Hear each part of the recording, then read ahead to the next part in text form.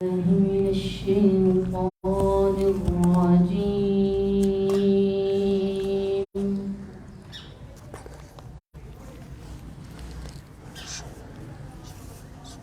بسم الله الرحمن الرحيم.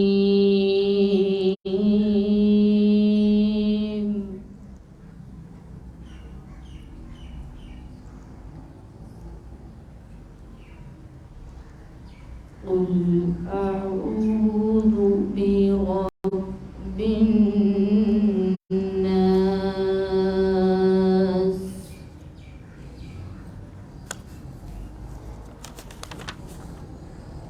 ملك الناس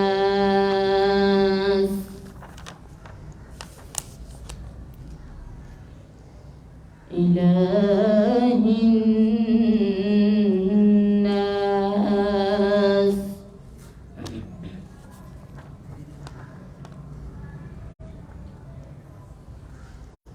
قل أعوذ برب الناس ملك الناس إله الناس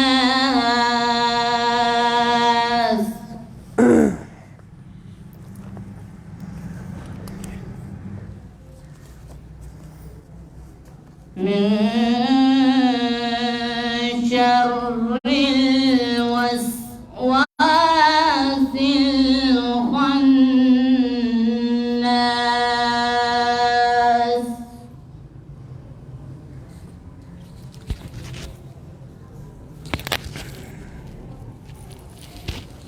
الذي يوسوس في صدور الناس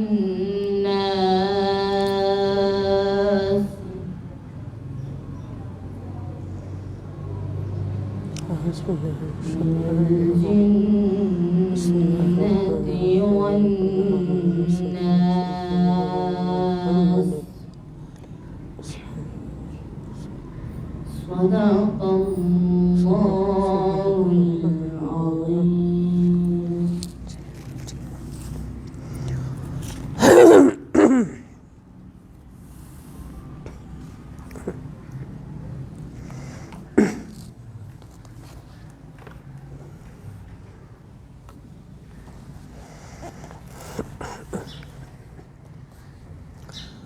الحمدللہ رب العالمین والصلاة والسلام علی سید الانبیاء والمرسلین وعلی آلہ واصحابہ اجمعین. اعوذ باللہ من الشیطان الرجیم. بسم اللہ الرحمن الرحیم. خیرکم من تعلم القرآن وعلمہ. صدق اللہ مولانا العظیم وصدق رسولہ النبی الامین الکریم. الہدایہ قرآن کلاس کے شرکائے کرام، اللہ رب العزت کے فضل و کرم سے نبی کریم صلی اللہ تعالیٰ علیہ وآلہ وسلم کے تصدق سے سب خیریت سے ہوں گے. اور آج بحمد اللہ تعالیٰ 6 رمضان المبارک بارگاہ رب ذوالجلال اور بارگاہ رحمت للعالمین صلی اللہ تعالیٰ علیہ وآلہ وسلم میں حاضر ہو کر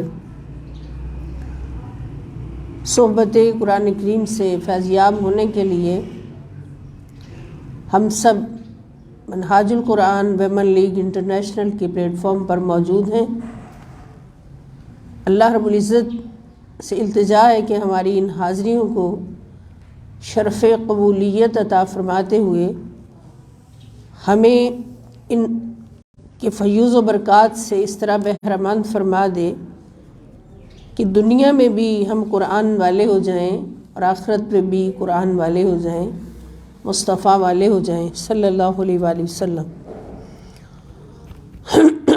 آج ہم بحمد اللہ تعالی جو پہلا پارہ شروع کر چکے ہیں اس میں سورۃ الفاتحہ شریف اور سورۃ البقرہ کے ابتدائی موضوعات پر گفتگو ہو چکی ہے. اب ہم پارہ نمبر 1 اس کا تیسرا رکوع انشاءاللہ آج یہاں سے پڑھیں گے. اور اس کے ساتھ ہی ایک گزارش کرنا چاہوں گی کہ چونکہ ماہ رمضان المبارک ہے تو ایک مومن کی کوشش ہوتی ہے کہ مختلف رحمتیں، مختلف برکتیں اور مختلف ثمرات اس سے اپنی جولیوں میں بھریں. تو دورہ قرآن کریم ایک بہت بڑا شرف ہے، بہت بڑا ثمر ہے، بہت بڑی رحمت ہے جس کو سمیٹنے کے لیے ہم یہاں پر جمع ہوتے ہیں. تو اس کے لیے میں گزارش کروں گی کہ پورے قرآن پاک کا عرفان القرآن، پورے عرفان القرآن کے ترجمہ پاک کے حوالہ سے پورے قرآن پاک کا دور جو ہے وہ الحمدللہ الکریم ہمارے پاس اسی پیج پر جس پر آپ آن لائن حاضر ہوتے ہیں، پروفیسر سیدہ اختر کلثوم کے نام سے جو پیج ہے، اس پر رمضان المبارک 2021 میں پورا قرآن پاک الحمدللہ الکریم پوری ڈیٹیل سے موجود ہے، جس میں ترجمہ عرفان القرآن کے ساتھ ساتھ مختصر تشریح موضوعات کے اعتبار سے، وہ بھی الحمدللہ موضوعاتی دورہ ہی تھا کہ موضوعات کی وضاحت ساتھ ہوتی رہی، وہ موجود ہے. تو آپ سب سے التجا ہے کہ وہ اس پورے دورہ قرآن کے لیے اس کو آپ رجوع کریں کہ روزانہ ایک پارہ وہاں سے نکال کر، ایک پارہ تو ہم یہ پورا کر لیں گے، تو پارہ نمبر 2 سے اس کو روزانہ ایک بار ضرور سنیں، ایک شفٹ میں بیٹھ کر. تو اس طرح سے ہمارا دورہ قرآن جو ہے وہ انشاءاللہ ترجمہ قرآن کے ساتھ اور مختصر تفسیر اور موضوعاتی وضاحت کے ساتھ وہ پورا ہوگا. ہم ادھر بھی شیئر کر دیا کریں گے، روز ایک پارہ اس لنک پہ شیئر کر دیا کریں گے. تو یعنی اسی پیج پہ اسی ٹائم میں، تو اس کلاس کے بعد پھر اس کو سماعت فرمائیں اور فیوز و برکات سے جولیاں بھریں. اور یہاں پر اس کلاس میں ہم نے یہ فیصلہ کیا ہے کہ مختلف موضوعات پر، جیسے اخلاقی موضوعات ہیں، تربیتی موضوعات ہیں، وہ بھی سب قرآن ہی ہے، قرآن کریم سے ہی لیے ہوئے موضوعات ہیں. تو اور سیرت طیبہ سے محصول موضوعات ہیں، تو ان کو ہم یہاں پہ پیش کریں اپنے لیے، سب کے لیے، تاکہ ان سے بھی ہم فیضیاب ہوں اور ان کے فیض و کرم سے ہماری جولیاں بھریں. تو اگر یہ ڈبل کام ہم کر لیں تو ہمارے لیے بہت ہی یہ ڈبل، بلکہ پتہ نہیں کتنا فائدہ ہوگا اللہ پاک کی بارگاہ اقدس سے. تو یہ بات آپ کو عرض کرنا تھی. اللہ پاک ہم سب کو توفیق عطا فرمائے. تو آج ہم کوشش کرتے ہیں ہمارا یہ پہلا پارہ جو ہے یہ پورا ہو جائے. تو کل سے انشاءاللہ الکریم بشرط زندگی ہم پھر حاضر ہوں گے، تو ایک موضوع کے ساتھ جس پر سیر حاصل گفتگو انشاءاللہ کریں گے. تو اللہ پاک ہم سب کو توفیق عطا فرمائیں. اور اگر آپ اپنی رائے کا اظہار فرما دیں کومنٹس میں تو بہت ہی شکر گزار ہوں گے ہم، اور اس میں برکت بھی ہو جاتی، جس میں رائے آ جاتی ہے، اور آسانی بھی ہو جاتی ہے اور سکون بھی ہو جاتا ہے. بہت سارے فوائد ہوتے ہیں رائے کے. تو اپنی اپنی رائے کا اظہار ضرور فرمائیں. تو ہم آتے ہیں اپنے سبق کی طرف. الحمدللہ الکریم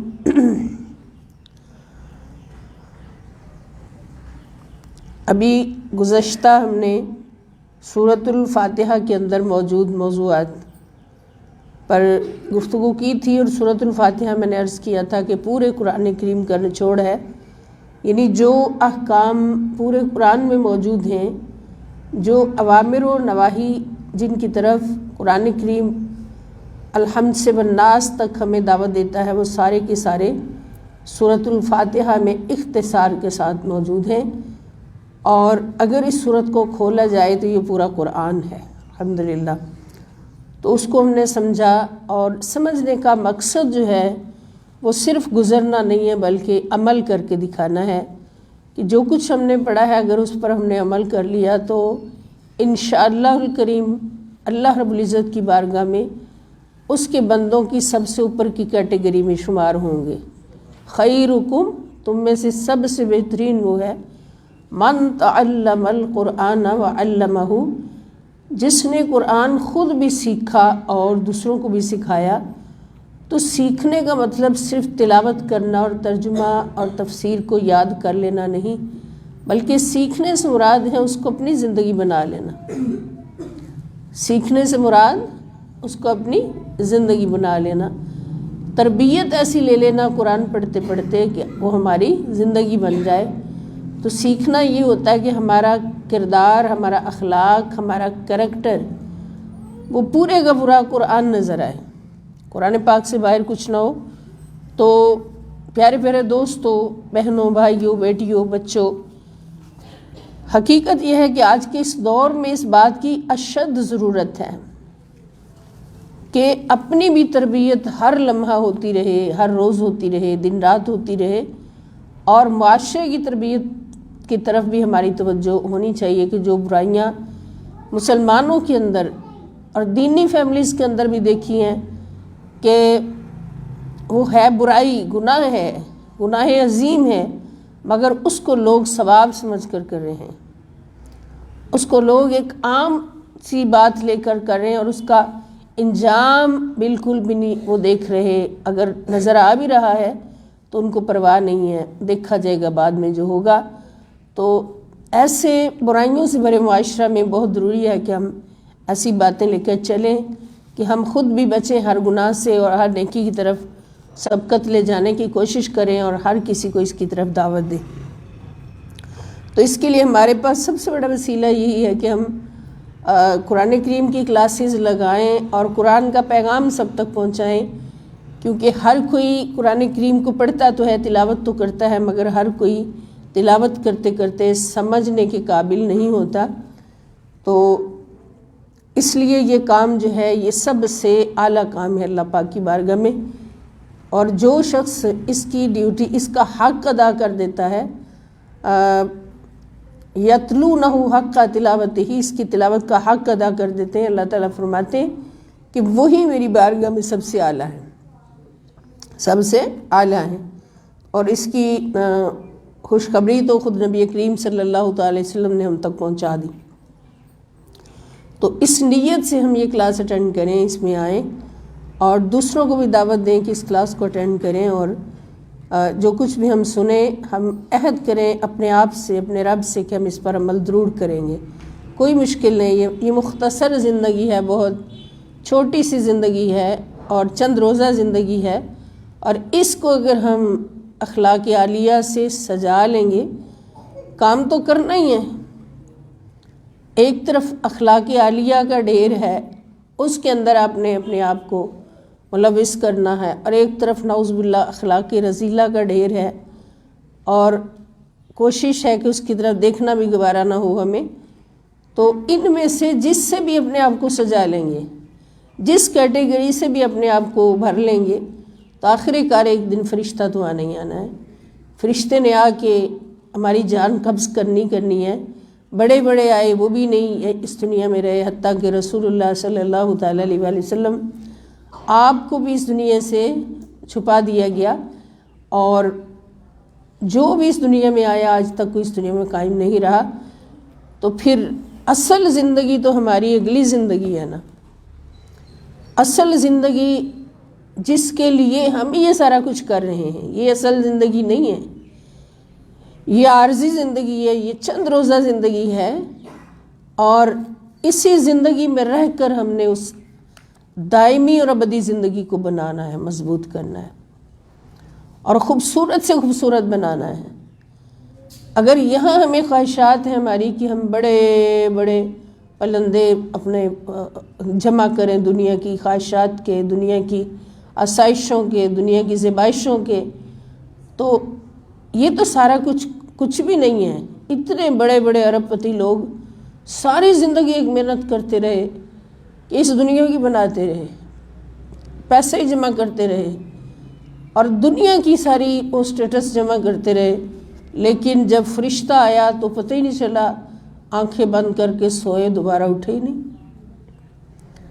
تو پھر ساتھ کیا لے گئے ہیں؟ ساتھ وہ سارا کچھ نہیں لے کے گئے، بلکہ وہ پچھلے والوں کے لیے ایک جنگ کا سبب بنا کے چلے گئے، ایک جھگڑوں اور لڑائی کا سبب بنا کے چلے گئے۔ اب اگر پیچھے اولاد ہے تو اولاد لڑ رہی ہے کہ اتنا میرا، اتنا اس کا، اتنا اس کا، اور اس لڑائی میں کسی کو وہ بندہ یاد ہی نہیں جس نے ساری زندگی محنت کر کے یہ سارا کچھ بنایا۔ الا ماشاء اللہ، جن پر اللہ کا کرم ہو ان کے ساتھ ایسا نہیں ہوتا، اور کرم اسی پر ہوگا جنہوں نے اس کیٹیگری میں بھی ہمیشہ اللہ کی رضا سے چلنا سیکھا ہوگا اور چلا ہوگا کہ کمایا بھی اللہ کی رضا سے اور اللہ کی راہ میں خرچ بھی کرتا رہا۔ اس کے لیے آگے جا کے بھی چھوٹ ہوگی اور عظمت ہوگی۔ تو اور جس نے اس زندگی کو، مختصر زندگی کو اس طرف لگایا کہ ہر کام اللہ کی رضا کے لیے، ہر کام اللہ کی چاہت کے لیے، ہر کام اللہ کے محبت کے لیے اور اللہ تعالیٰ سے پوچھ کے، تو پھر خدا کی قسم انہی کا جینا ہے، انہی کا مرنا ہے۔ پھر وہ دنیا سے گئے تو کیسے سج کے گئے۔ قبلہ شاہ صاحب رحمۃ اللہ علیہ کا وہ جملہ مجھے یاد آ رہا ہے کہ تم اپنی زندگی کو رمضان بنا کے دیکھو، اللہ کریم تمہاری موت کو عید بنائے گا، تمہاری موت خود بخود عید بن جائے گی۔ تم اپنی زندگی کو رمضان بنا کے دیکھو۔ تو زندگی کو رمضان بنانا یہی ہے کہ اپنی زندگی اس قرآن میں ڈال کر پھر گزارو، قرآن کریم کے مطابق گزارو، اور کہیں بھی ایسا کوئی عمل ہو جائے جو قرآن کے باہر ہو، اسلام کے باہر ہو، تو فوراً اللہ تعالیٰ سے توبہ کرو اور اس عمل سے سچی توبہ کر کے رجوع الی القرآن کرو۔ تو رجوع الی القرآن میں ہی ہماری نجات ہے۔ اللہ پاک ہم سب کو توفیق عطا فرمائے۔ تو پارہ نمبر 1 رکوع نمبر 3،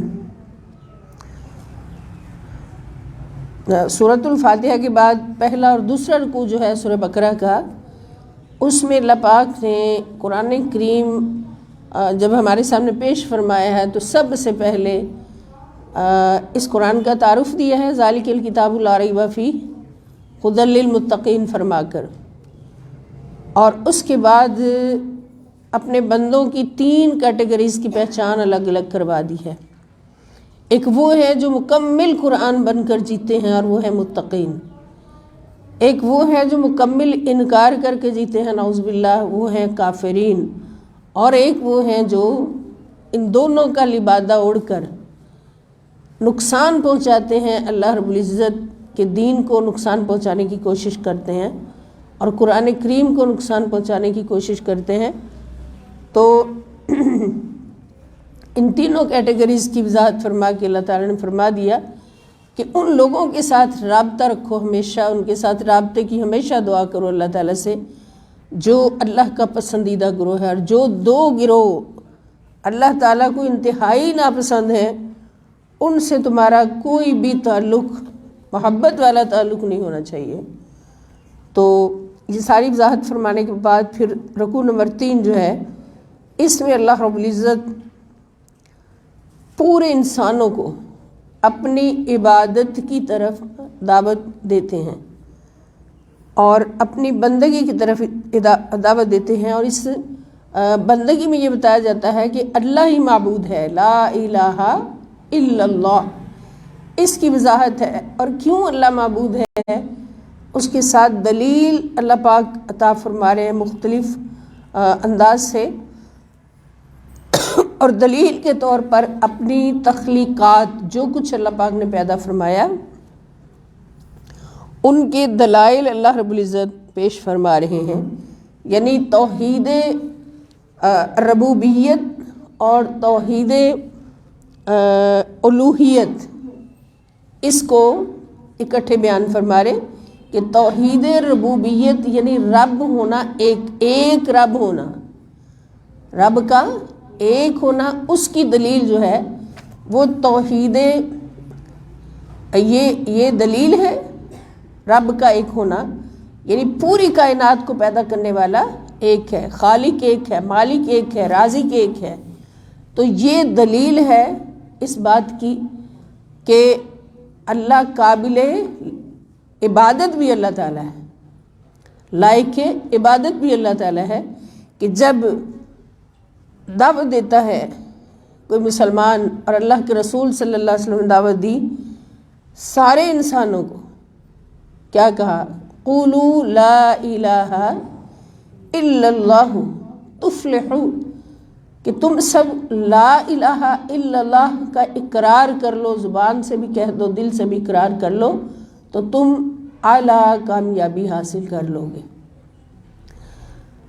تو اس پر لوگوں نے دلیل مانگی نا، کہ آپ کہتے ہیں کہ صرف ایک خدا کی عبادت کرو، ان سینکڑوں خداؤں کو چھوڑ کر دلیل کیا ہے اس کی؟ تو جواب اس کا اسی رکوع میں اللہ پاک نے دے دیا، قرآن کریم نے دے دیا کہ وہ خدا ہے، صرف وہی ایک خدا ہے، لائق عبادت ہے، اور الہ ہے، وہی ایک الہ ہے کہ جس نے یہ پہلے سب سے تمہیں پیدا کیا۔ تم اپنی تخلیق کی طرف دیکھو کہ تمہاری یہ اتنی باریک تخلیق کہ سر کے بالوں سے لے کے پاؤں کے ناخن تک، تم اپنی تخلیق پر غور کرو، ایک ڈاکٹر سے پوچھو کیسے کیسے اسرار ہیں اس انسان کے اندر، کیسی کیسی اس انسان کے اندر کیسے کیسے نظام ہیں کہ ان کو اگر بیان کرنے بیٹھیں تو مہینے لگ جائیں، اور سیکھنے کے لیے پوری زندگی چاہیے۔ تو اس انسان کو پیدا جس نے کیا وہی خدا ہے، وہی معبود ہے۔ پھر اس انسان کو پیدا کرنے کے بعد ایسے نہیں چھوڑ دیا کہ دل کرے گا تو اس کو رزق دوں گا، جو میری فرما برداری کرے گا تو اس کو کھانے کے لیے دوں گا، زندہ رہنے کے لیے دوں گا، جو میری نافرمانی کرے گا اس کو نہیں دوں گا، بلکہ اس نے آسمان بنا دیے، زمینیں بنا دی، درخت بنا دیے، پہاڑ بنا دیے، پانی بنا دیے، بارشیں بنا دی۔ سمجھ آ رہی نا ساری بات؟ آسمان کے ستارے بنا دیے، چاند بنا دیے، سورج بنا دیے، عرش سے فرش تک ہر چیز بنائی انسان کے لیے۔ وہ ہے تمہارا واحد خدا، ایک اللہ، یعنی توحید الوہیت کی دلیل کیا ہے؟ تخلیق کائنات، اس کائنات کی تخلیق، کہ اگر پیدا کرنے والا ایک ہے سارا کچھ تو پھر عبادت کے لائق بھی تو ایک ہی ہے نا، اور سارے کیسے ہو گئے؟ تو اس رکوع میں ہم یہی سمجھیں گے۔ اللہ تعالیٰ ارشاد فرماتے یا ایھا الناس اعبدوا ربکم الذی خلقکم والذین من قبلکم لعلکم تتقون۔ یا ایھا الناس، اب یہ اللہ کریم کا قرآن کریم کے اندر سب سے پہلا خطاب ہے، یعنی اللہ پاک خطاب فرما رہے ہیں کس سے؟ الناس، تمام انسانوں سے، پوری انسانیت سے، کہ جب پہلا خطاب اللہ تعالیٰ کا پوری انسانیت سے کیا ہے کہ اعبدو، عبادت کرو، ربکم، اپنے رب کی،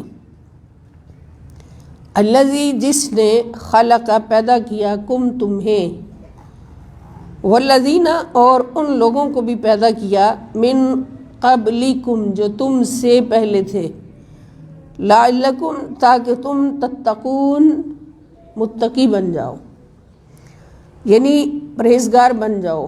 اور متقی کا مطلب آپ نے سمجھ لیا کہ جس کام کو اللہ پاک چھڑوانا چاہے اس کو چھوڑ دو، بس جس بات سے اللہ تعالیٰ روکنا چاہتے ہیں، روکتے ہیں، اس سے رک جاؤ، چھوڑ دو اس کو، یہ ہے تقویٰ۔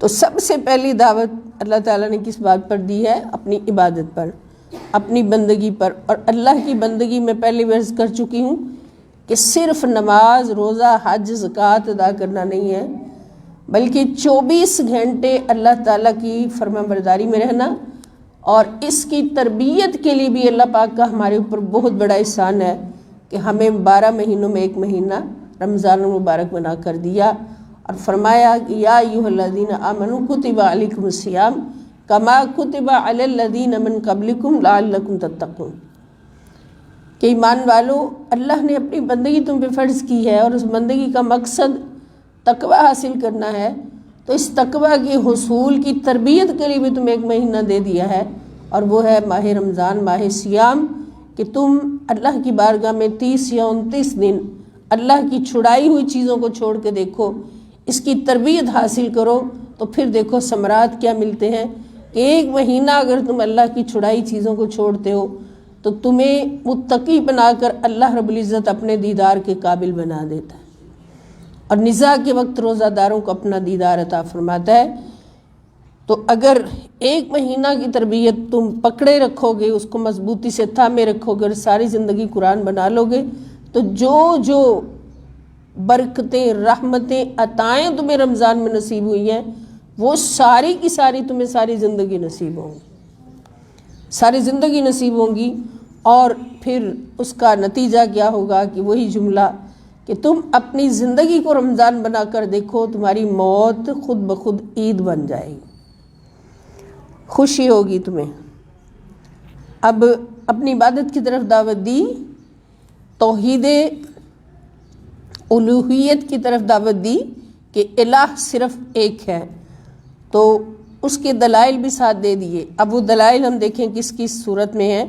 اللہ کے ایک ہونے پر دلائل، یہ قرآن کریم کے موضوعاتی دورہ جات جو چلتے رہے اس میں یہ موضوع پوری ڈیٹیل کے ساتھ موجود ہے۔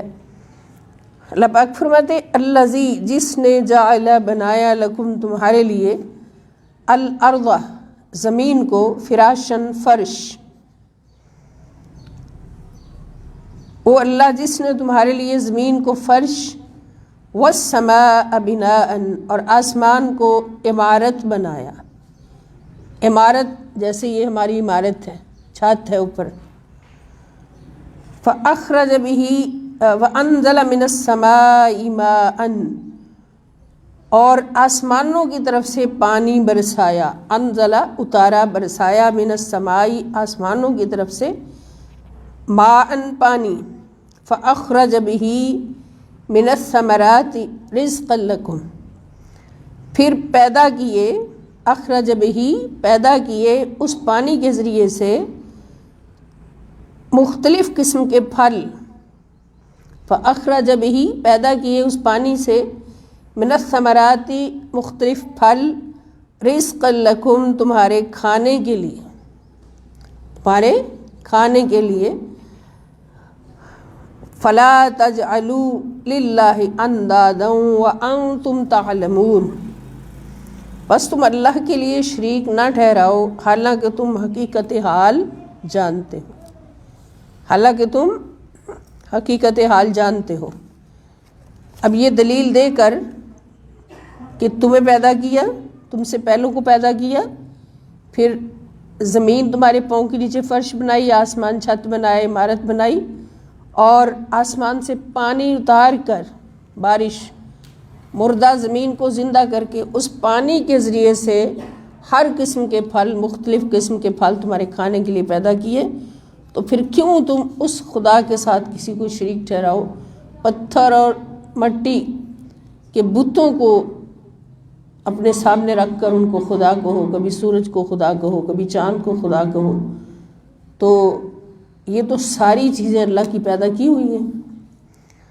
وَإِنْ، اور اگر، آگے پھر ایک اور تنبیہ فرمائی کہ وَإِنْ، اور اگر كُنْتُمْ فِي رَيْبٍ، اور اگر تم اس کلام کے بارے میں شک میں ہو، مما، اس کلام کے بارے میں جو نزلنا، ہم نے نازل کیا ہے، علی عبدنا، اپنے برگزیدہ بندے پر، یعنی آخری رسول حضرت محمد صلی اللہ علیہ وآلہ وسلم پر، اگر تم اس کلام کے بارے میں شک میں ہو جو ہم نے اپنے برگزیدہ بندے پر نازل کیا ہے، تو فَأْتُوا، بس لے آؤ، بِسُورَةٍ، صرف ایک صورت، کوئی ایک صورت لے آؤ بنا کر، من مثلہ، اس قرآن کے مثل، اس جیسی کوئی ایک صورت بنا کر ہی لے آؤ، وَادْعُوا شُهَدَاءَكُمْ، اور بلاؤ اپنے گواہوں کو،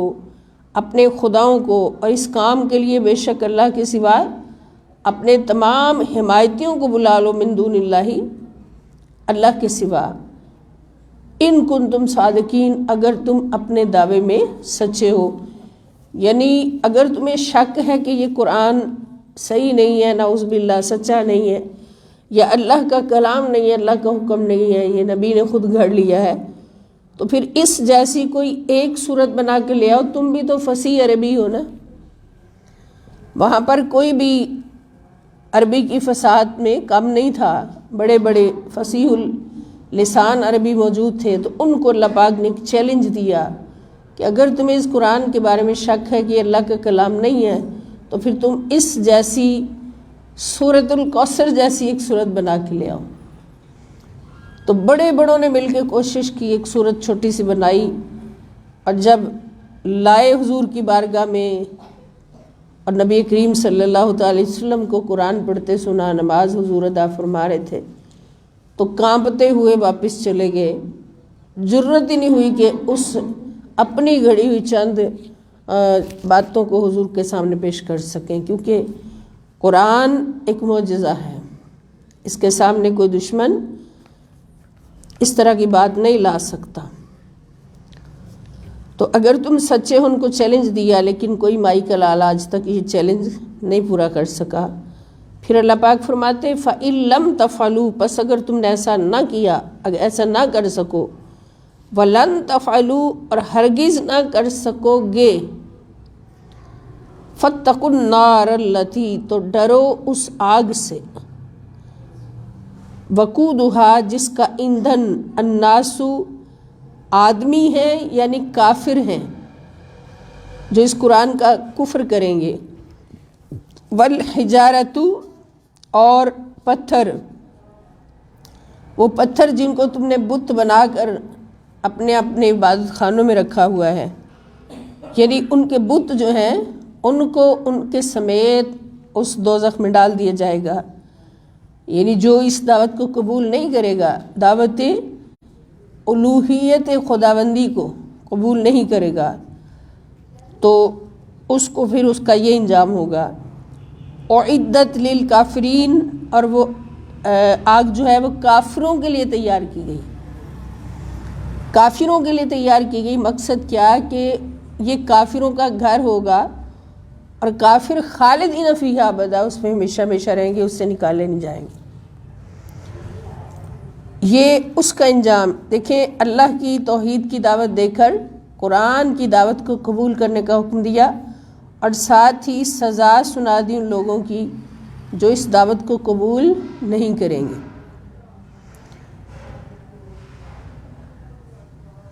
ہاں یہ تو ہے نا پکے کافر جنہوں نے دعوت کو قبول نہیں کیا، لیکن جو قرآن پڑھیں بھی، مومن بھی کہلائیں، مسلمان بھی کہلائیں، اور قرآن کریم کی دی ہوئی دعوت کو اپنی مرضی میں ڈھال لیں اور اس پر عمل نہ کریں،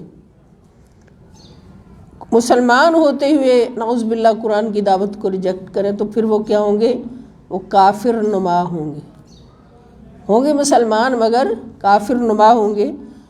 تو پھر وہ بھی اپنا انجام سوچ لیں کہ حضور نے فرما دیا المرء مع من احب، قیامت کے دن ہر شخص اس کے ساتھ ہوگا جس سے وہ محبت کرتا رہا۔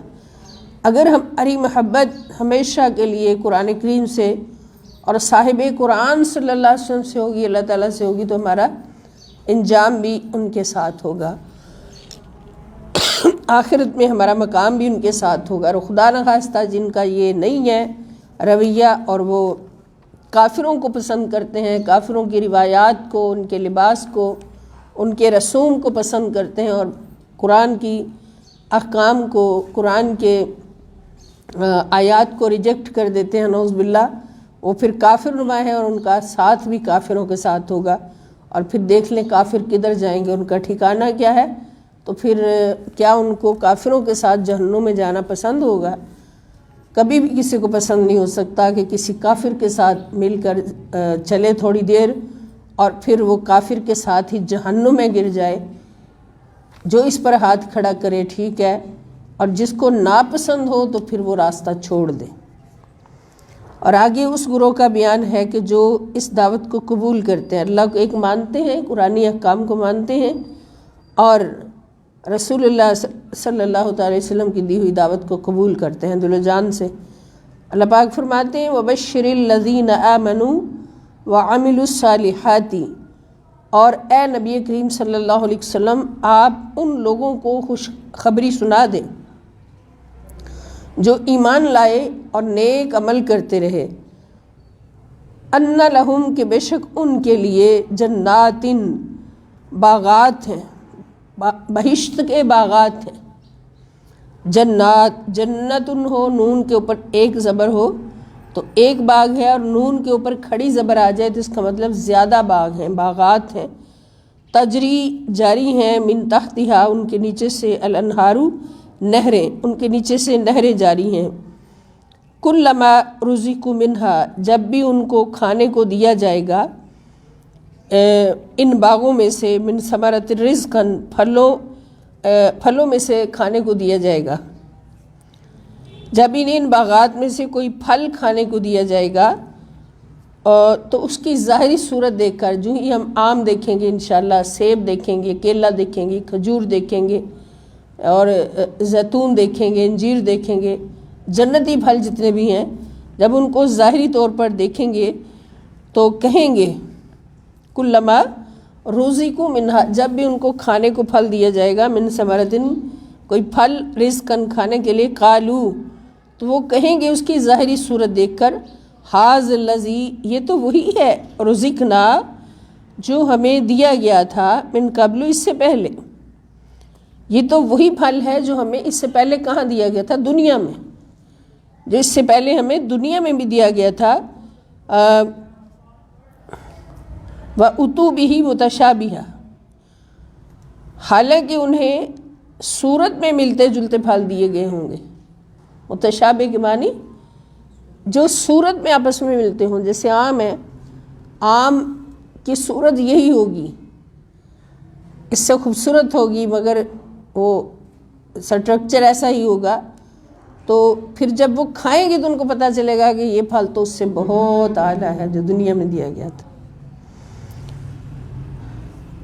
یہ ان کو ملے گا رزق کھانے کے لیے پھلوں کا، اور وہ کہیں گے یہ تو ہمیں دنیا میں بھی دیا گیا تھا۔ اور وَأُتُوا بِهِ مُتَشَابِهًا اور حالانکہ ان کو صورت میں ملتا جلتا پھل دیا جائے گا۔ یعنی اس کہنے کا مطلب کیا ہے کہ وہ پھل اس پھل سے کہیں زیادہ اعلیٰ لذت والا اور کہیں زیادہ اعلیٰ شان والا ہوگا۔ وَلَهُمْ اور دوسرا ان کے لیے اجر کیا ہوگا کہ ان کے لیے فیہا ان جنتوں میں، ان باغوں میں، ازواج مطہرۃ پاکیزہ بیویاں بھی ہوں گی، وہم فیہا خالدون اور وہ ان باغوں میں ہمیشہ ہمیشہ رہیں گے۔ دنیا میں یہ دو لذتیں ہیں انسان کے لیے، ایک کھانا پینا، ایک بیوی، شوہر کے لیے بیوی، بیوی کے لیے شوہر، جوڑے، اور کھانا پینا مختلف، پھل کا ذکر کر کے دنیا کی ہر کھانے والی نعمت کا ذکر ہے۔ تو اب یہاں پر صوفیاء کرام اور ہمارے حضور شیخ الاسلام پروفیسر ڈاکٹر محمد طاہر القادری مد ظلہ العالی کی بات مجھے یاد آئی۔ اب فرماتے کہ جو پھل ہے وہ کہیں گے دیکھ کے کہ اس جیسا تو مجھے پہلے بھی دیا گیا تھا، تو اس کا ایک معنی تو پھل ہیں جو دنیا میں بھی کھائے وہاں پر، دوسرا معنی جو ہے جس کو معرفت والے ہی سمجھ سکتے ہیں کہ وہ دنیا میں ملا ہوا دیدار خداوندی ہے۔ کسی کو دنیا میں قرب خداوندی نصیب ہوا اتنا کہ وہ قرب کی لذت پا گیا، اللہ کی قرب کی لذت پا گیا، اور اس قرب میں ڈوب کر اس نے دنیا کو ترقی کر دیا، اور پھر دیدار خداوندی، اللہ کی زیارت، رسول پاک صلی اللہ علیہ وسلم کی زیارت، جب جنت میں وہ زیارت اس کو ملے گی تو وہ خوش ہو کے جھوم کے کہے گا یا اللہ یہ تو مجھے دنیا میں بھی نصیب ہوتا تھا، یہ زیارت تو، یہ قرب تو مجھے دنیا میں بھی ملتا تھا اور آج یہاں پر بھی نصیب ہو گیا۔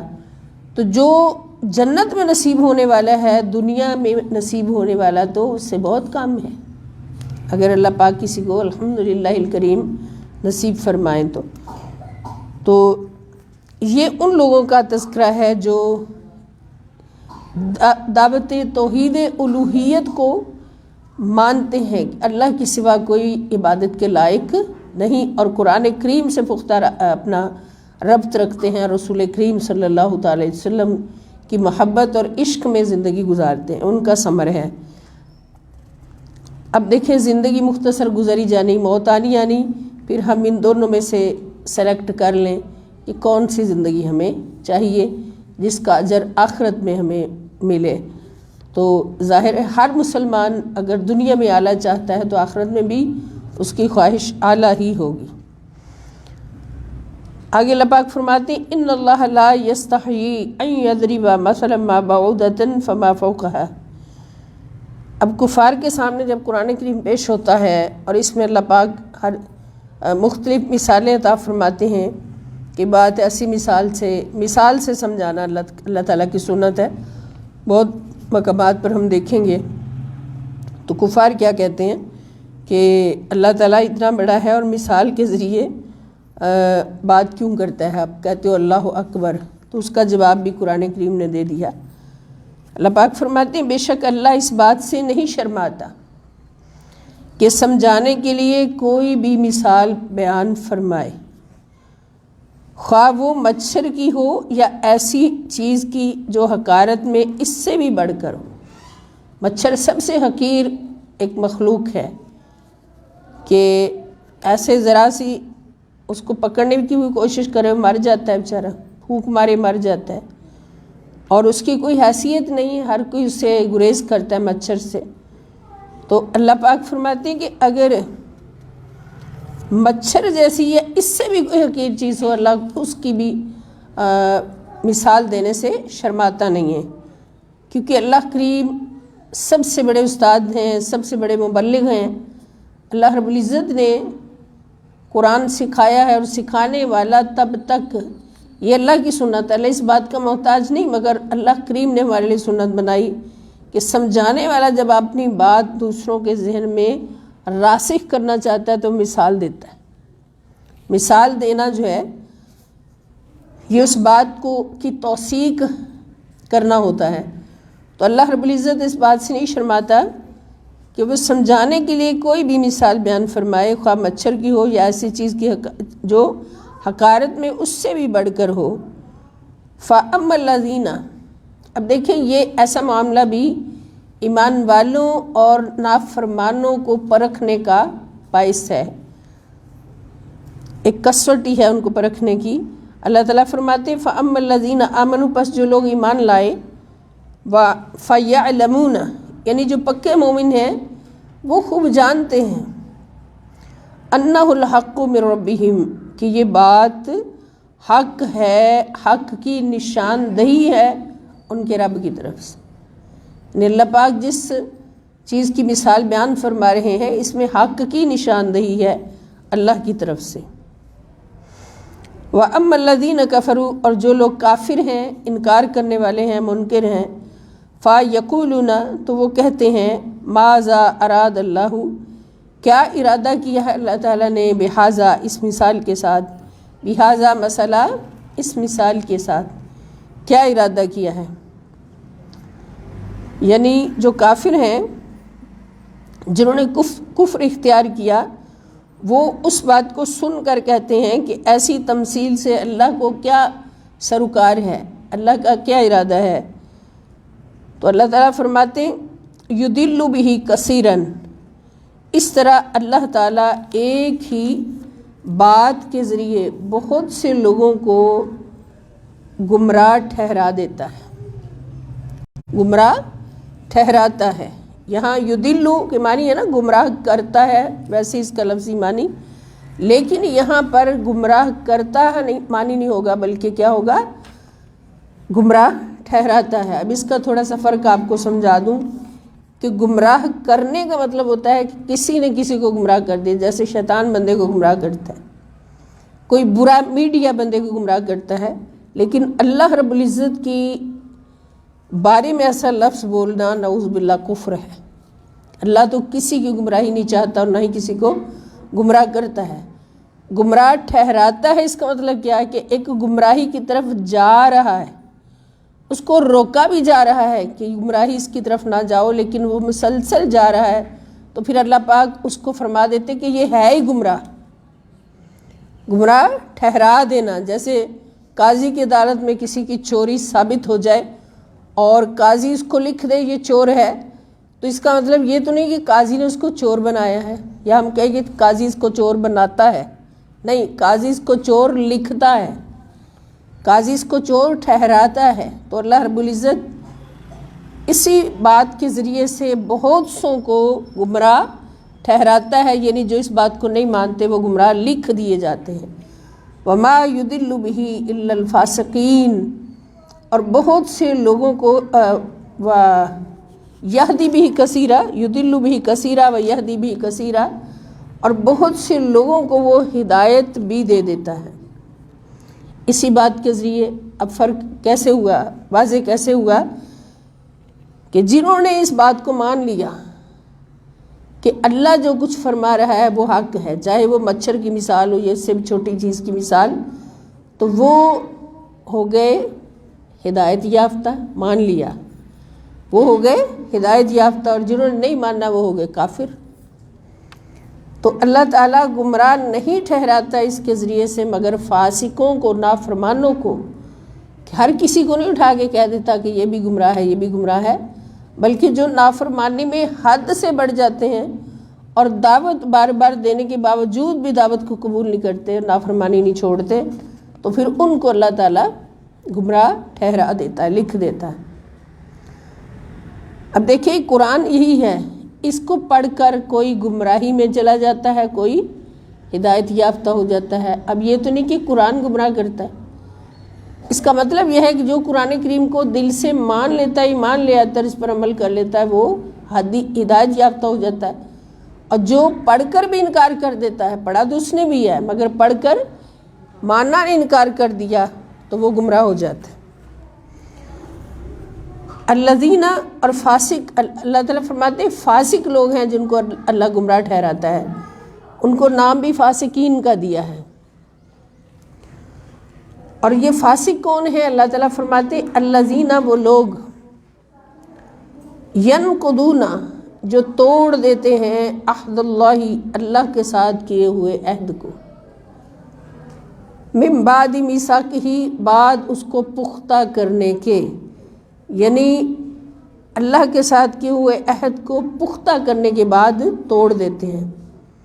یعنی یہ نافرمان وہ لوگ ہیں جو اللہ کے عہد کو اس سے پختہ کرنے کے بعد توڑ دیتے ہیں۔ وَيَقْطَعُونَ مَا أَمَرَ اللَّهُ بِهِ أَن يُوصَلَ، فاسقین کی نشانی آپ دیکھ لیں۔ نمبر 1 کہ وہ اللہ کے ساتھ جو عہد کیا اس کو توڑتے ہیں، اور وہ عہد کیا ہے کہ یوم الست، جس دن اللہ پاک نے ساری روحوں کو پیدا فرمایا تو ایک سوال کیا کہ الستُ بربکم، کیا میں تم سب کا رب ہوں یا نہیں ہوں؟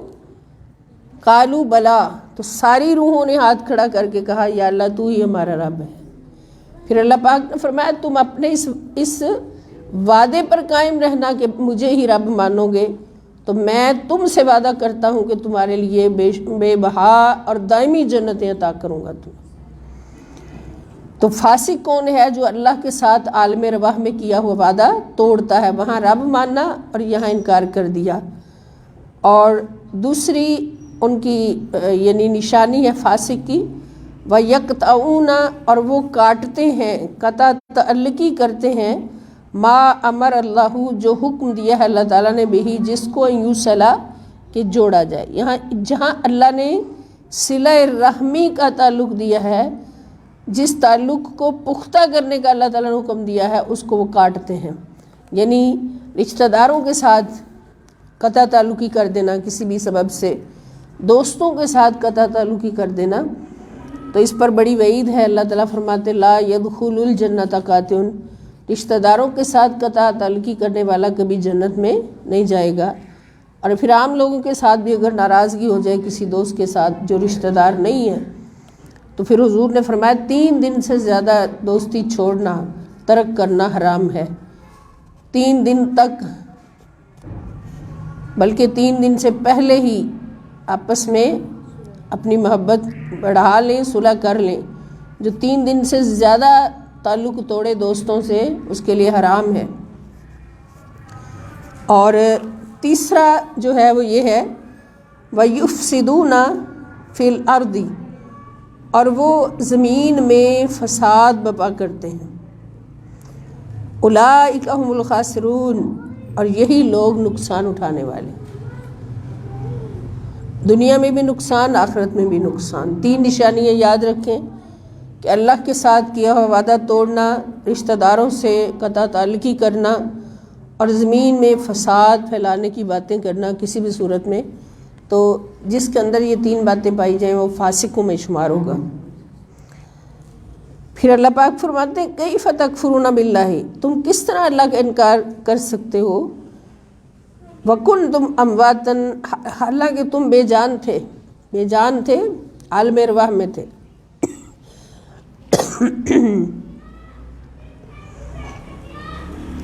فاحیاکم، پھر اس نے تمہیں زندہ کیا، یعنی ماں کی گود میں پیدا کر دیا۔ ثم یمیتکم، پھر وہ تمہیں موت دے گا، یعنی جب مریں گے۔ ثم یحییکم، پھر تمہیں قبر میں زندہ کرے گا۔ ثم الیہ ترجعون، پھر تم اسی کی طرف لوٹائی جاؤ گے۔ یہ سارے مرحلے کون کرتا ہے؟ یہ وہ جو تمہارا رب ہے، ایک رب ہے۔ والذی، وہی اللہ ہے جس نے خلق لکم، پیدا کیا تمہارے لیے، ما فی الارض، جو کچھ زمین میں ہے، زمین سارے کا سارا۔ ثم استوی، پھر متوجہ ہوا، الی السماء، کائنات کے بالائی حصوں کی طرف۔ سما کے معنی ہوتے ہیں اوپر کا حصہ، بالائی حصہ، کہ جس نے پیدا کیا زمین کو تمہارے لیے اور پھر بالائی حصوں کی طرف متوجہ ہوا۔ فَسَوَّاهُنَّ، پھر ان کو برابر کر دیا، 7 سماوات، 7 آسمان بنا کر۔ اس سے ہمیں کیا دلیل ملتی ہے، کیا پتہ چلتا ہے کہ پہلے اللہ پاک نے زمین بنائی، پھر 7 آسمان بنائے۔ وَهُوَ بِكُلِّ شَيْءٍ عَلِيمٌ، اور وہ ہر چیز کا خوب ماہر ہے، ہر چیز کو خوب جاننے والا ہے۔ رکوع نمبر 4، وَإِذْ قَالَ رَبُّكَ، اب یہاں پر ایک بشر، تخلیق بشر کی عظمت اللہ رب العزت سمجھا رہے ہیں۔ اے بشر، تجھے ہی دعوت دی جا رہی، اس اللہ کو ایک مانو جس نے تمہیں اتنی عظمت عطا فرمائی۔ وَإِذْ قَالَ رَبُّكَ، اور جب وہ وقت یاد کریں جب آپ کے رب نے، یعنی رسول اللہ صلی اللہ علیہ وسلم سے اللہ تعالیٰ فرما رہے ہیں، جب آپ کے رب نے فرمایا تھا فرشتوں سے، وَإِذْ قَالَ رَبُّكَ لِلْمَلَائِكَةِ، فرشتوں سے فرمایا تھا۔ اب یہاں پر آپ کا رب کہنا، اللہ تعالیٰ یہ بھی تو فرما دیتے، یعنی فرما سکتے تھے کہ اِذْ قُلْتُ، جب میں نے کہا، ڈائریکٹ یہ نہیں کہا جب میں نے کہا، فرمایا جب آپ کے رب نے کہا۔ تو ذرا عظمت سمجھ لیں یہاں سے، وسیلہ رسول پاک صلی اللہ علیہ وسلم، کہ اللہ تعالیٰ نے حضور اپنے پیارے محبوب صلی اللہ علیہ وسلم کو اس وقت بھی وسیلہ بنایا جب تخلیق کے آدم اور اس کی عظمت کو بیان کیا تو سیدھا نہیں کر دیا کہ میں نے کہا، بلکہ کیا کہ وَإِذْ قَالَ رَبُّكَ، جب آپ کے رب نے کہا، لِلْمَلَائِكَةِ، فرشتوں سے۔ یہاں اللہ نے اپنا رب ہونا نسبت مصطفیٰ صلی اللہ علیہ وسلم سے ظاہر کیا، وسیلہ مصطفیٰ صلی اللہ علیہ وسلم سے ظاہر کیا۔ تو جو وسیلے کا انکار کریں وہ دیکھ لیں کہ کس کیٹیگری میں جا رہے ہیں۔ انی جاعل، کیا کہا کہ بے شک میں بنانے والا ہوں، فی الارض، زمین میں، خلیفتاً، اپنا نائب، اپنا خلیفہ بنانے والا ہوں۔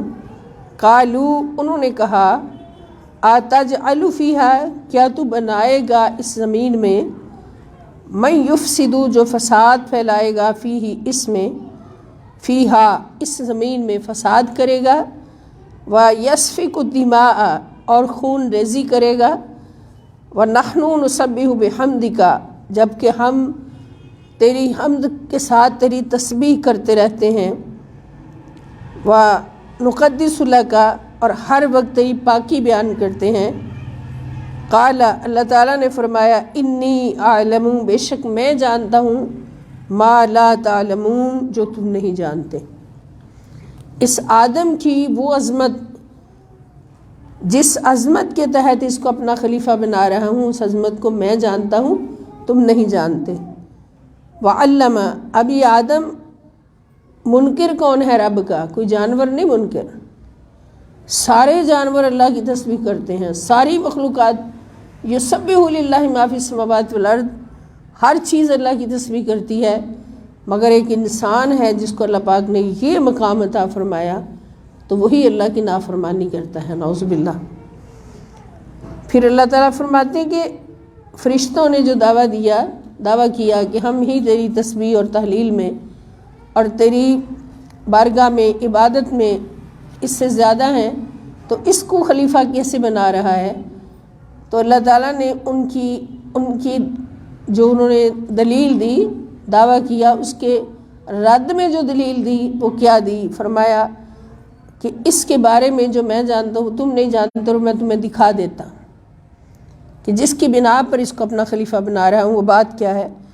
وَعَلَّمَ آدَمَ الْأَسْمَاءَ كُلَّهَا، اور اللہ نے آدم علیہ السلام کو تمام چیزوں کے نام سکھا دیے، علامہ سکھا دیے، اسماء نام کلہا ساری چیزوں کے، ثم پھر عرضہم پیش کیا ان کو، علی الملائکتی فرشتوں کے سامنے پیش کیا، پھر ان سارے ناموں کو فرشتوں کے سامنے پیش کیا۔ فقالا، اور فرمایا، انبئونی بیان کرو میرے سامنے، باسماء ہؤلاء ان سارے ناموں کو، ان کنتم صادقین اگر تم اپنے دعوے میں سچے ہو، اگر تم اپنے دعوے میں سچے ہو تو آدم کو بھی میں نے علم دیا ہے تمام کائنات کی چیزوں کا اور ان کی معرفت کا، تمہیں بھی دیا ہے، اب ذرا تم اس کا امتحان دو کہ کیا تم اس علم کو وصول کر سکے ہو، تم عالم بنے ہو۔ اور جب امتحان لیا، قالو فرشتوں نے کہا، سبحانک، اے اللہ تو پاک ہے، لا علم لنا، ہمیں علم نہیں ہے۔ فرشتوں نے عرض کیا تیری ذات ہر نقص سے پاک ہے، یعنی سبحانک، اے اللہ تیری ذات ہر نقص سے پاک ہے، ہمیں کچھ علم نہیں مگر اسی قدر جو تو نے ہمیں سکھایا۔ الا ما علمتنا انک انت العلیم الحکیم، بے شک تو سب کچھ جاننے والا اور حکمت والا ہے۔ یعنی فرشتے جو تھے وہ عالم نہ ٹھہر سکے، اور پھر اللہ پاک نے وہی امتحان آدم کا لیا۔ قال، اللہ نے فرمایا، یا آدم، اے آدم، انبئہم تم بیان کرو ان کے سامنے، باسمائہم ان کے نام۔ اب اے آدم، اب تم انہیں ان اشیاء کے ناموں سے آگاہ کرو، ان کے سامنے بیان کرو۔ فلما، پس جب، انبأہم باسمائہم آدم علیہ السلام نے انہیں ان اشیاء کے ناموں سے آگاہ کر دیا، ان اشیاء کے نام بتا دیے۔ قال، تو پھر اللہ تعالیٰ نے فرمایا، الم اقل لکم، کیا میں نے تم سے نہیں کہا تھا، انی اعلم ما لا تعلمون، کہ بے شک، کیا تو اللہ نے فرمایا کہ میں نے تم سے نہیں کہا تھا کہ میں آسمانوں اور زمینوں کی سب مخفی حقیقتوں کو جانتا ہوں، اور وہ بھی جانتا ہوں جو تم ظاہر کرتے ہو، وَأَعْلَمُ مَا تُبْدُونَ وَمَا كُنْتُمْ تَكْتُمُونَ، اور وہ بھی جانتا ہوں جو تم ظاہر کرتے ہو اور جو تم چھپاتے ہو۔ وَإِذْ قُلْنَا لِلْمَلَائِكَةِ اسْجُدُوا، یہ آدم کی پہلی فضیلت بتائی کہ اس کو اپنا خلیفہ بنانے لگا، خلافت عطا کر دی آدم کو۔ وَإِذْ قُلْنَا، اور جب کہا ہم نے، لِلْمَلَائِكَةِ فرشتوں سے، اسجدوا لآدم، کہ آدم کو سجدہ کرو۔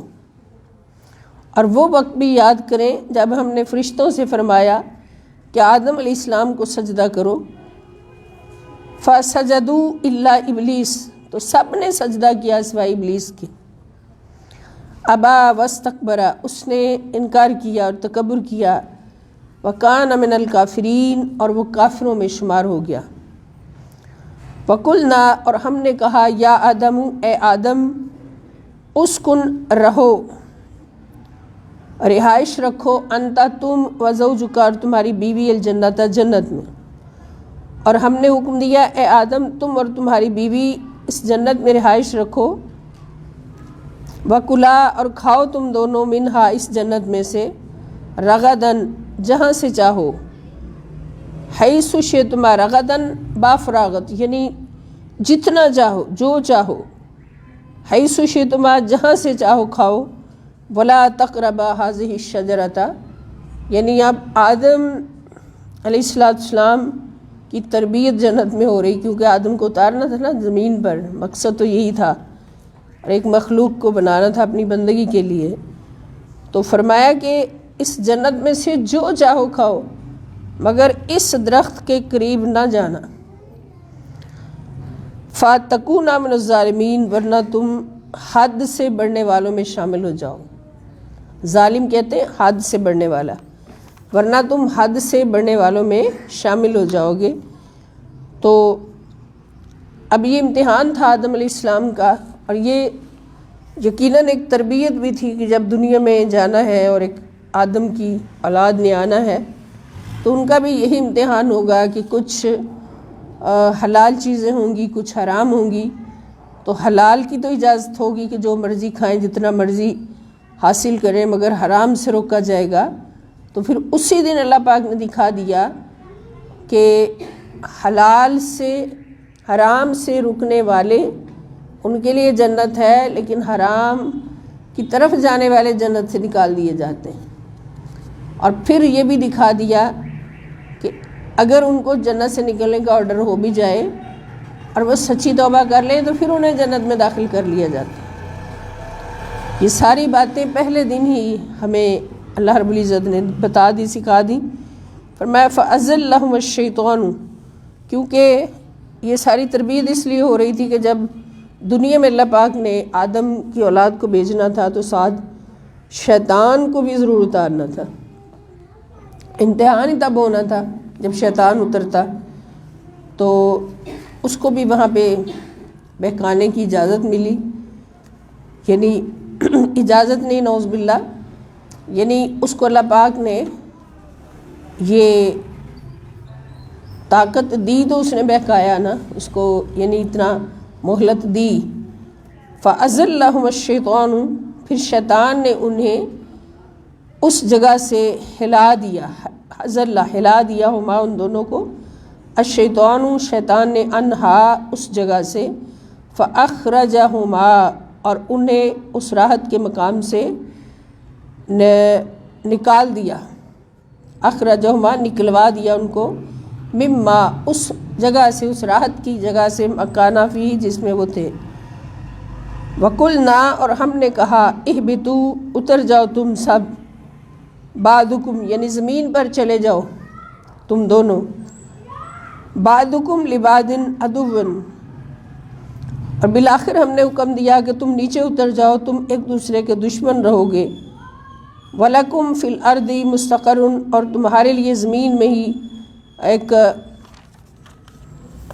ٹھکانہ ہوگا، عارضی ٹھکانہ ہوگا، وَمَتَاعٌ إِلَى حِينٍ، اور ایک مدت تک وہاں پر جائے قرار ہوگی، اور نفع اٹھانا مقدر کر دیا گیا ہے، یعنی کچھ دیر وہاں پہ ٹھہرنا ہوگا اور کچھ دیر نفع اٹھانا ہوگا۔ اب حضرت آدم حوا کو زمین پر پھینک دیا گیا کہ جب آدم علیہ السلام کی بیوی کو، حضرت حوا کو، شیطان نے آ کے بہکایا کہ یہ درخت جو ہے، اس کا دانہ اگر آپ کھا لو گے تو آپ کو ہمیشہ کی زندگی مل جائے گی، آپ ہمیشہ اس جنت میں رہو گے۔ تو انہوں نے اس لالچ سے جب یہ بات حضرت آدم علیہ السلام کو بتائی تو ان کو یہی لالچ ہوا کہ ہم ہمیشہ اپنے رب کی بارگاہ میں رہیں گے، یہاں سے نکالے نہیں جائیں گے، دوری نہیں ہوگی ہمارے اور ہمارے رب کے درمیان۔ تو انہوں نے فوراً بھول کر وہ کھانا، اس وقت بھول ہی گئے کہ ہمیں یہ روکا گیا ہے، تو وہ دانہ کھا لیا۔ تو یہ خطا نہیں تھی، یعنی یہ عمدن خطا نہیں تھی کہ آپ نے ارادے سے خطا کی، بلکہ یہ بھول اللہ کے عشق میں ایک بھول تھی حضرت آدم علیہ السلام کی، اور اللہ پاک اس طریقے سے ابن آدم کو سارا کچھ سکھا رہے تھے ازل سے۔ فَتَلَقَّى، پھر آدم علیہ السلام نے فَتَلَقَّى آدَمُ مِن رَبِّهِ كَلِمَاتٍ، پھر آدم علیہ السلام نے اپنے رب سے عاجزی اور معافی کے چند کلمات سیکھ لیے۔ فَتَابَ عَلَيْهِ، تو پھر اللہ تعالیٰ نے ان کی توبہ قبول فرمائی۔ إِنَّهُ هُوَ التَّوَّابُ الرَّحِيمُ، بے شک وہ توبہ قبول فرمانے والا مہربان ہے۔ قُلْنَا، ہم نے فرمایا، اہبطوا منہا جميعاً، تم سب جنت سے اتر جاؤ، فإما یأتینکم منی ھدی، اب یہ جنت میں بلائے جانے کے بعد اگلا مرحلہ آتا ہے کہ اب تخلیق ابن آدم کی ابتدا کرنی ہے۔ تو پھر فرمایا کہ تم زمین پر اتر جاؤ جنت سے، فإما یأتینکم منی ھدی، اگر تمہارے پاس میری طرف سے کوئی ہدایت پہنچے، فمن تبع ھدایا، تو جو بھی میری ہدایت کی پیروی کرے گا، فلا خوف علیہم ولا هم یحزنون، تو نہ ان پر کوئی خوف ظاہری ہوگا اور نہ ہی وہ غمگین ہوں گے، نہ ہی کوئی خوف طاری ہوگا اور نہ ہی وہ غمگین ہوں گے۔ اب یہ دعوت شروع ہو گئی کہ اسی دعوت کے تحت، اسی دعوت کے مقصد کے لیے آدم اور ابن آدم کو زمین پر بسایا گیا کہ اللہ کی ہدایت کی پیروی کرنا لازم ہوگا۔ والذین کفروا، اور وہ لوگ جو کافر ہوئے، وکذبوا بآیاتنا، اور انہوں نے جھٹلایا ہماری آیات کو، اولئک اصحاب النار هم فیہا خالدون، دونوں کیٹیگریز کا بیان ہو گیا کہ اگر ہدایت کی پیروی کرو گے تو تم پر کوئی خوف اور غم نہ دنیا میں نہ آخرت میں، اور جو لوگ انکار کریں گے اور جھٹلائیں گے اللہ کی آیات کو، اللہ تعالیٰ حکم دیں گے تو اس کو جھٹلائیں گے، نہیں مانیں گے، ہم فیہا خالدون، تو اس میں تو ان کے لیے اولئک اصحاب الناری، وہ دوزخ والے ہوں گے، دوزخی ہوں گے، ہم فیہا خالدون، اور وہ اس میں ہمیشہ ہمیشہ رہیں گے۔ یا بنی اسرائیل اذکروا، اے اولاد یعقوب یاد کرو، نعمتی التی، میرے وہ انعامات، انعمت علیکم، جو میں نے تم پر انعام کیے تھے، ان نعمتوں کو یاد کرو جو میں نے تم پر انعام کی تھیں۔ وَأَوْفُوا بِعَہْدِی، اور پورا کرو میرے عہد کو، اوفی بعہدکم، میں پورا کروں گا تمہارے ساتھ کیے گئے عہد کو، وَإِیَّایَ فَارْہَبُونِ، اور مجھ ہی سے تم ڈرا کرو۔ اب یہ خطاب سیدھا بنی اسرائیل سے ہے، یہودیوں سے ہے۔ یہودی قوم بہت بڑی، اور انہوں نے سب سے زیادہ نافرمانی کی، اور ابھی تک وہ نافرمانیوں پر ہی چلے آ رہے تھے، تو اللہ تعالیٰ نے سب سے پہلے خطاب ان سے فرمایا الگ سے کہ تم میرے انعامات یاد کرو کہ کتنے انعام تم پر کیے گئے ہیں، کتنے انعامات ہیں، انعامات کی بارشیں ہیں۔ اور یہ یہودی جو ہیں ان کو اولاد یعقوب، اسرائیل حضرت یعقوب علیہ السلام کا دوسرا نام ہے۔ حضرت ابراہیم علیہ السلام کے بیٹے ہیں حضرت اسماعیل علیہ السلام اور حضرت اسحاق علیہ السلام، اور حضرت اسحاق علیہ السلام کی اولاد سے ہزاروں انبیاء کرام آئے۔ حضرت اسحاق علیہ السلام کے بیٹے حضرت یعقوب علیہ السلام ہیں، اور حضرت یعقوب علیہ السلام کی اولاد میں ہزاروں انبیاء کرام آئے، اس لیے ان سارے نبیوں کی جو امت ہے وہ بنی اسرائیل کہلاتی ہے، وہ سارا سلسلہ بنی اسرائیل ہے، اور وہ یہودی ہیں۔ اور حضرت اسماعیل علیہ السلام کے حق میں وہ دعا پوری ہوئی جو حضرت ابراہیم علیہ السلام نے خانہ کعبہ کی تعمیر کے وقت کی تھی کہ اے اللہ اپنے آخری نبی کو میری اولاد میں بھیج دے، مجھے اپنے آخری نبی کا دادا بننے کی نسبت عطا فرما دے۔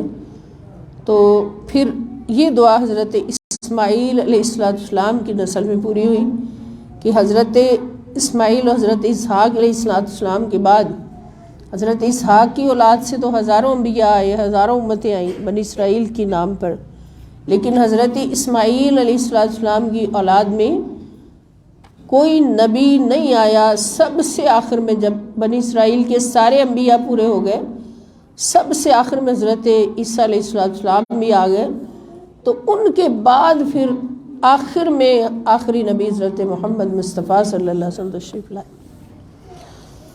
تو اس لیے بنی اسرائیل ہی وہاں آباد تھیں، حضرت یعقوب علیہ السلام کی قومیں، اور ان سے خطاب اللہ تعالیٰ کا۔ ان کے پاس زیادہ نبی آئے، انہوں نے زیادہ نافرمانیاں کی، سوائے ان کے جو ماننے والے تھے وہ سب غرق ہوئے اور عذابوں کا شکار ہوئے۔ اب حضور علیہ السلام اور حضرت اسماعیل علیہ السلام کے درمیان کوئی نبی نہیں ہے۔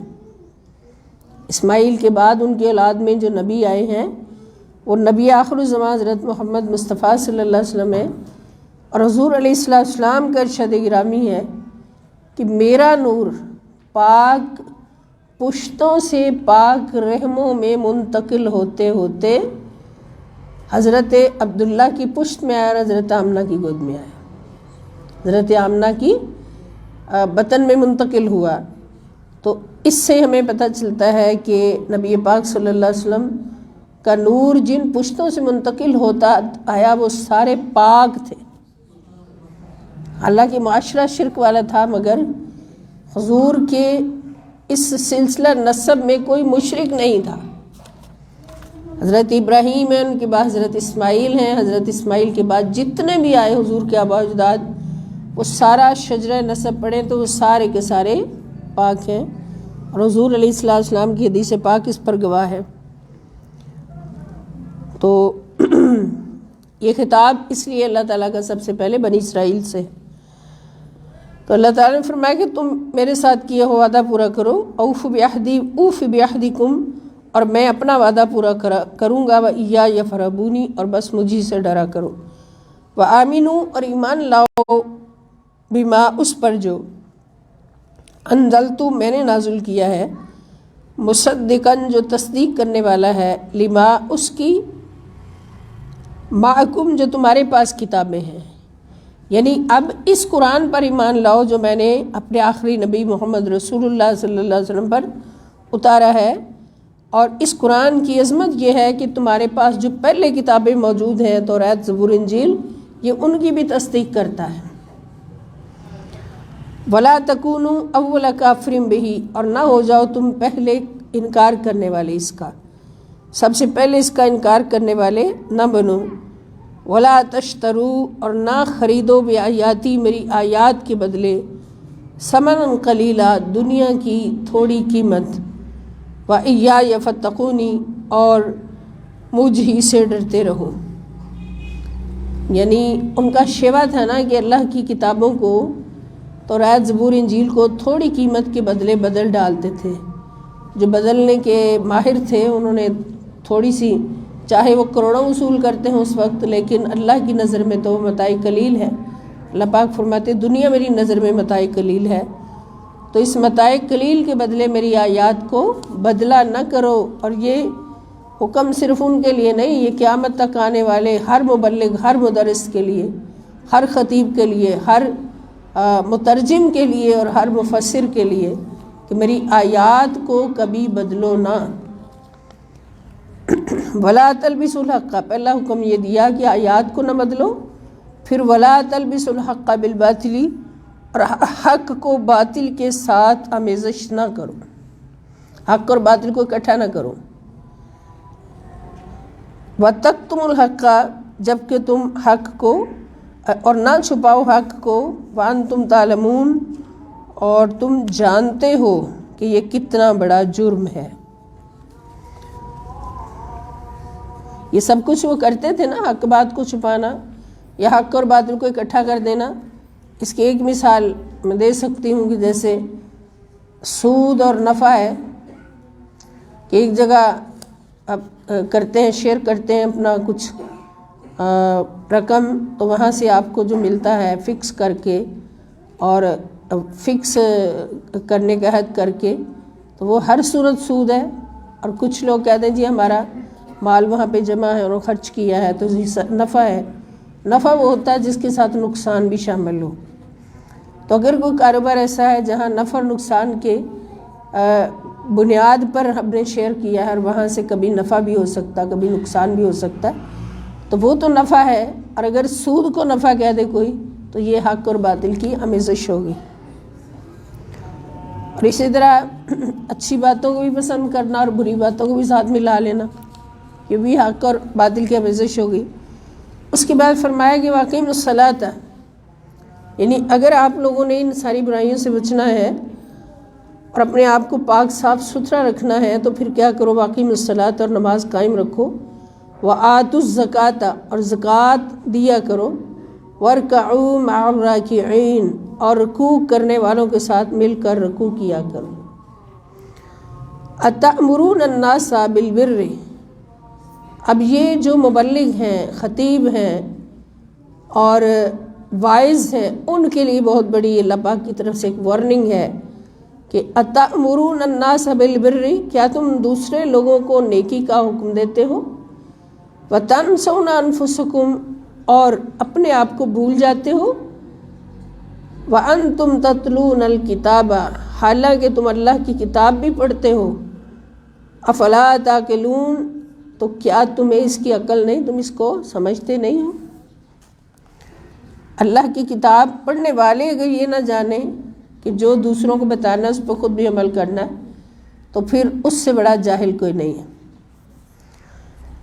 پھر فرمایا واستعینوا بالصبر والصلاۃ یعنی نماز قائم کرنا ہے زکوٰۃ ادا کرنا ہے تبلیغ میں سچائی اور اخلاص دکھانا ہے اور قرآن کا دامن تھامے رکھنا ہے اللہ کی احکام کو پورا کرنا ہے. تو اس راستے میں تمہیں رکاوٹیں بھی آئیں گی مشکلات بھی لازم ہیں. حق کی راہ میں مشکلات اور رکاوٹیں لازم ہیں آئیں گی تو پھر کیا کرنا ہے. واستعینوا بالصبر والصلاۃ اور صبر اور نماز کے ذریعے اللہ سے مدد چاہو. کوئی بھی مشکل ہو جائے راہ حق میں چلتے ہوئے مشکلات آ جائیں یا ویسے زندگی میں آ جائیں تو اس کے لیے پیمانہ یہ دیا کہ اگر اس زندگی کو گزارتے ہوئے مشکلات آ جائیں تو گھبرانا نہیں ہے کہ اللہ نے ہمیں کس مشکل میں ڈال دیا. زندگی بہرحال ہے بہت مشکل دنیا کی.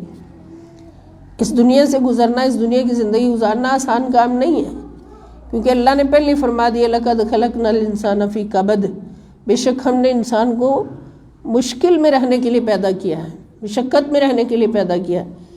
اور بہرحال یہ زندگی بہت مشکل ہے تو اللہ فرماتا ہے جب کوئی مشکل آئے تو کیا کرو صبر اور نماز کے ذریعے اللہ سے مدد چاہو. ایک صبر کرو اور نماز ادا کرو فوراً سجدے میں پڑ جاؤ نفل ادا کرنے لگ جاؤ نماز پڑھو تو پھر اللہ پاک تمہیں سکون عطا فرما دیتا ہے. وَإِنَّهَا لَكَبِيرَةٌ اور بے شک یہ بہت گراں ہے یعنی ایک دم مشکل پڑے خدا نہ خواستہ اور بندہ کہے کہ میں فٹافٹ وضو کر کے مسلح پہ کھڑا ہو جاؤں یا اس کا صبر قائم رہے تو اللہ تعالیٰ فرماتے ہیں یہ بہت مشکل بات ہے. اِنَّهَا لَكَبِيرَةٌ بے شک یہ بہت مشکل ہے گراں ہے. الا علی الخاشعین مگر ان عاجزی کرنے والوں پر ہرگز نہیں مشکل. عاجزی جو کرتے ہیں اللہ کی بارگاہ میں ان کے لیے ہرگز یہ مشکل نہیں ہے. الذین جو لوگ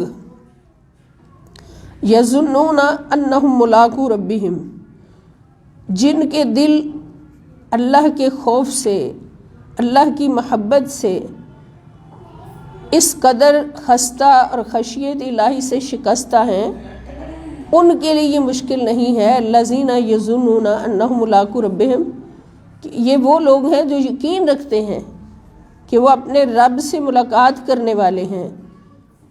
وانہم الیہ راجعون اور وہ اسی کی طرف لوٹ کر جانے والے ان کے لیے یہ کوئی مشکل نہیں. اور کتنا پیارا درس ہے یہ کہ کوئی مشکل آ جائے کوئی مصیبت آ جائے یہ دنیا کا شیوا ہے دنیا میں آنا ہی سونا ہی ہونا سارا کچھ. کوئی مشقت آ جائے تو پھر کیا کرنا ہے صبر اور نماز. بجایا ہو بکا کرنے آہو بکا کرنے سے دنیا تماشا دیکھتی ہے. کوئی بھی آپ کی اس مصیبت کو حل کرنے کے لیے طاقت ہی نہیں رکھتا، یا مصیبت کو حل کرنے کے لیے نہیں آتا، بلکہ دیکھنے کے لیے آتا ہے کہ یہ دکھی کتنا دکھی ہے اور کتنا کس پہ صبر کرنے والا ہے۔ تو اس سے بہتر ہے کہ صبر کریں اللہ کی بارگاہ میں، اللہ کی رضا پہ راضی رہیں اور نماز ادا کریں، نفل ادا کریں جب کوئی مشکل آئے۔ ویسے عام روٹین میں بھی اگر کوئی مشکل آ جاتی ہے زندگی میں تو اس کا یہ اللہ تعالیٰ نے ایک حل بتا دی، ایک دوا بتا دی کہ کسی سے اس کا ذکر نہ کرو اور اللہ کی بارگاہ میں سجدے کے لیے حاضر ہو جاؤ۔ حل کرنے والا وہی اور وہ کرے گا۔ آج کے لیے اتنا ماشاءاللہ کافی ہے، ایک پاؤ پارا ہو گیا، تو باقی کل انشاءاللہ تو اللہ پاک ہمیں یاد رکھنے کی، سمجھنے کی توفیق عطا فرمائے، اور ہمیشہ ہمارے ہاتھ میں دامن مصطفیٰ رہے صلی اللہ علیہ وسلم، دامن سیدہ کائنات رہے سلام اللہ تعالی علیہ، اور دامن پنجتن پاک علیہ السلام ہمارے ہاتھ میں رہے، اور اللہ کے نیک برگزیدہ اور انعام یافتہ بندوں کے ساتھ ہمارا ہمیشہ واسطہ رہے، ان کی صحبت نصیب ہوتی رہے تاکہ ہم بہکنے سے بچیں، اور قرآن کریم کی صحبتوں سے اللہ پاک ہمیں فیضیاب فرمائے، ایمان کے کمال پہ جینا اور ایمان کے کمال پہ ہمیں موت نصیب فرمائے،